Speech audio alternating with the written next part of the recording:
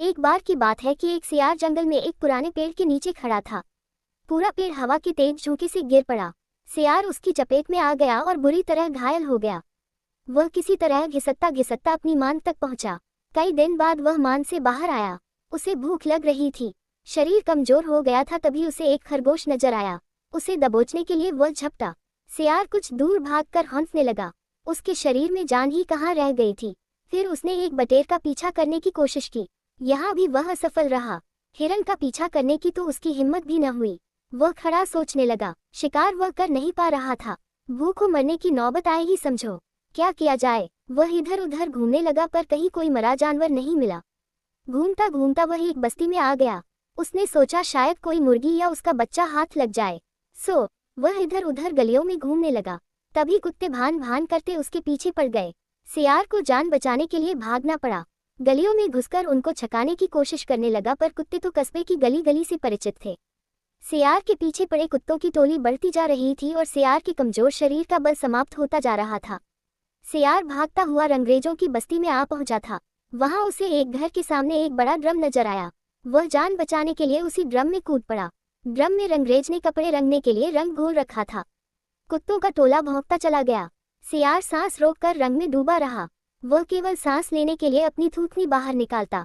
जब उसे पूरा यकीन हो गया कि अब कोई खतरा नहीं है तो वह बाहर निकला। वह रंग में भीग चुका था। जंगल में पहुंचकर उसने देखा कि उसके शरीर का सारा रंग हरा हो गया है। उस ड्रम में रंगरेज ने हरा रंग घोल रखा था। उसके हरे रंग को जो भी जंगली जीव देखता वह भयभीत हो जाता। उनको खौफ से कांपते देखकर रंगे सियार के दुष्ट दिमाग में एक योजना आई। रंगे सियार ने डरकर भागते जीवों को आवाज दी, भाइयों भागो मत, मेरी बात सुनो। उसकी बात सुनकर सभी भागते जानवर ठिठके। उनके ठिठकने का रंगे सियार ने फायदा उठाया और बोला, देखो देखो मेरा रंग। ऐसा रंग किसी जानवर का धरती पर है नहीं ना। मतलब समझो, भगवान ने मुझे ये खास रंग देकर तुम्हारे पास भेजा है। तुम सब जानवरों को बुला लाओ तो मैं भगवान का संदेश सुनाऊं। उसकी बातों का सब पर गहरा प्रभाव पड़ा। वे जाकर जंगल के दूसरे सभी जानवरों को बुलाकर लाए। जब सब आ गए तो रंगा सियार एक ऊंचे पत्थर पर चढ़कर बोला, वन्य प्राणियों, प्रजापति ब्रह्मा ने मुझे खुद अपने हाथों से इस अलौकिक रंग का प्राणी बनाकर कहा कि संसार में जानवरों का कोई शासक नहीं है। तुम्हें जाकर जानवरों का राजा बनकर उनका कल्याण करना है। तुम्हारा नाम सम्राट ककुदुम होगा। तीनों लोकों के वन्य जीव तुम्हारी प्रजा होंगे। अब तुम लोग अनाथ नहीं रहे। मेरी छत्रछाया में निर्भय होकर रहो। सभी जानवर वैसे ही सियार के अजीब रंग से चकराए हुए थे। उसकी बातों ने तो जादू का काम किया। शेर, बाघ व चीते की भी ऊपर की सांस ऊपर और नीचे की सांस नीचे रह गई। उसकी बात काटने की किसी में हिम्मत न हुई।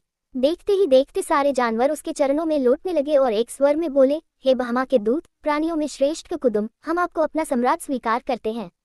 भगवान की इच्छा का पालन करके हमें बड़ी प्रसन्नता होगी। एक बूढ़े हाथी ने कहा, हे सम्राट, अब हमें बताए कि हमारा क्या कर्तव्य है।